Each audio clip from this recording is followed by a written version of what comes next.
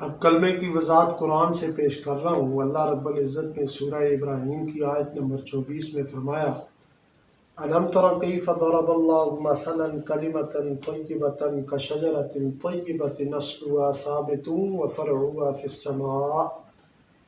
کیا نہیں دیکھا آپ نے کیسے بیان کی اللہ رب العزت نے کلمہ طیبہ کی مثال، جیسا کہ طیب درخت ہو جس کی جڑیں اصلها ثابت، جس کی جڑیں مضبوط، وفرعها فی السماء، اور اس کی شاخیں، اس کی ٹہنیاں آسمانوں میں۔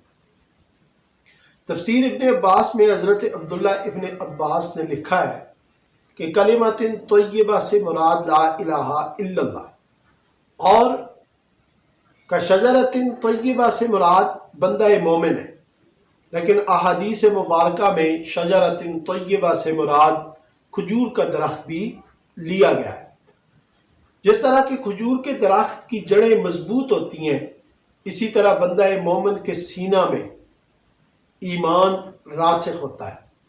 جس طرح کہ کھجور کے درخت کی ٹہنیاں، شاخیں اوپر کو اٹھتی ہیں، اسی طرح بندہ مومن کے اعمال فرشتے اوپر کو لے جاتے ہیں، ساتوں آسمانوں سے اوپر سدرۃ المنتہا، اور سدرۃ المنتہا سے بھی اوپر اللہ کی بارگاہ میں قبول ہوتے ہیں۔ اور جس طرح کہ کھجور کے درخت پر پھل لگتا ہے، کھجور کا پھل لگتا ہے، اسی طرح بندہ مومن کے جو عمل ہے ان پر اللہ رب العزت اجر و ثواب عطا فرماتا ہے۔ سورہ ابراہیم کی آیت نمبر 27 میں اللہ رب العزت نے ارشاد فرمایا یثبت اللہ الذین آمنوا بالقول الثابت فی الحیات الدنیا وفی الآخرہ۔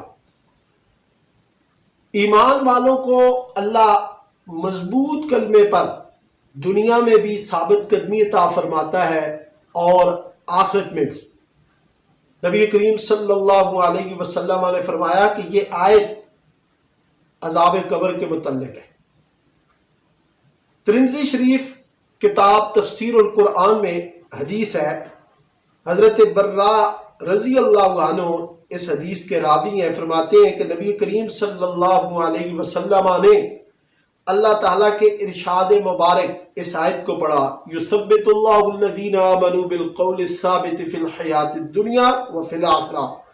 تو آپ نے فرمایا یہ عذاب قبر کے بارے میں ہے کہ جب ایمان والوں سے، بندہ مومن سے پوچھا جاتا ہے تیرا رب کون ہے، من ربک ما دینک من نبیک، تو اللہ رب العزت پھر اس کو اس کلمے کے ذریعے سوالات کے جوابات دینے میں آسانی عطا فرماتا ہے، ثابت قدمی عطا فرماتا ہے، کیونکہ تینوں سوالوں کے جواب اس کلمے میں موجود ہیں۔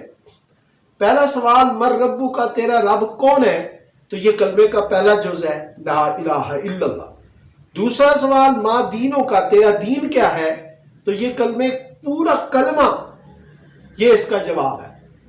لا الہ الا اللہ محمد الرسول اللہ، یہ کلمہ پورے دین اسلام کا خلاصہ ہے، نچوڑ ہے، بنیاد ہے۔ اور تیسرا سوال جو من نبیوں کا، تیرا نبی کون ہے، تو اس کلمے میں، اس کلمے کا دوسرا جز محمد الرسول اللہ اس سوال کا جواب ہے۔